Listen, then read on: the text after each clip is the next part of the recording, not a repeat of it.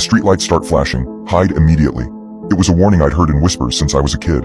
The kind of thing older siblings tell their younger ones to scare them before bed. If the streetlights start flashing, they'd say, you hide. You don't ask why. You don't wait around to see. You just hide. I'd always thought it was just a story, something passed down through generations of kids, but I never would have thought it would ruin my life forever. I remember the night it happened vividly, every detail seared into my mind. It was late, probably past midnight, and I was driving home from a friend's house, taking the usual back roads that cut through the outskirts of town. It was quiet, too quiet, the kind of silence that makes you aware of your own breathing. The air was thick with humidity, and the streetlights were the only things cutting through the dense darkness of the countryside. My mind was on autopilot, replaying the night's conversations, the music low in the background. Then, without warning, the streetlights ahead began to flicker. At first, I didn't think much of it. Old lights on old roads, they're bound to have issues now and then. But then they blinked again, and again. The lights, one after another, in a perfect, unnatural sequence. I slowed down, a strange unease settling in the pit of my stomach. My hands gripped the steering wheel tighter as I watched the lights. Something wasn't right. The lights weren't just malfunctioning. They were flashing deliberately, as if following a pattern, like a warning. And that's when I remembered the stories. The warnings. If the streetlights start flashing, hide. I felt my heart rate spike. I was too far from any houses, and there were no other cars around. It was just me, the road, and those flickering lights.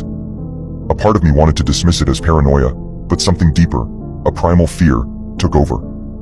I pulled over to the side of the road, my pulse thundering in my ears.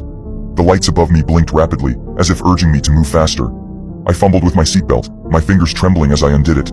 My eyes scanned the area. To the left, dense woods. To the right, an open field stretching out into the night. Without thinking, I bolted for the trees.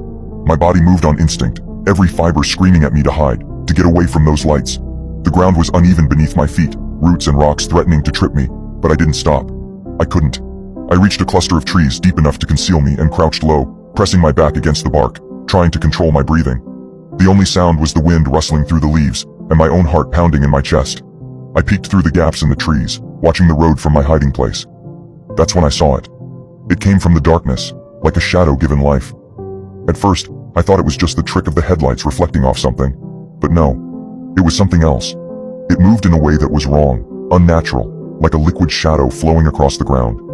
The streetlights flickered faster, as though in response to its presence, and the thing slid beneath them, as if absorbing every ounce of light. My breath hitched as I watched the shape shift, a mass of nothingness that swallowed everything in its path. It wasn't just dark. It was void. The kind of darkness that erases, that devours.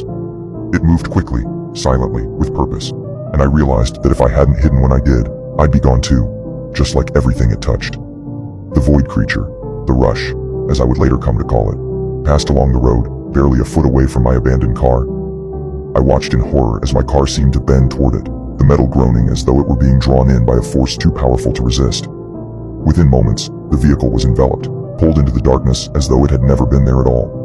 The rush moved on, drifting along the road, following the flickering lights.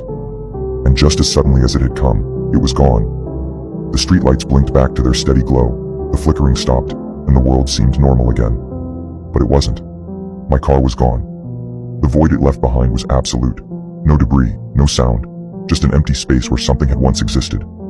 I stayed hidden for what felt like hours, my entire body trembling. Even when the lights stopped flashing, I didn't move. The adrenaline coursing through me kept me rooted in place, terrified that the rush might return, that I might make a sound or a movement that would draw it back. Eventually, when the night grew still and quiet again, I dared to leave my hiding spot. My phone, still in my pocket, had no signal, and the nearest town was miles away. I walked for what felt like an eternity, my legs shaky, my heart still racing. Every streetlight I passed, I held my breath, waiting for that flicker, waiting for the rush to return.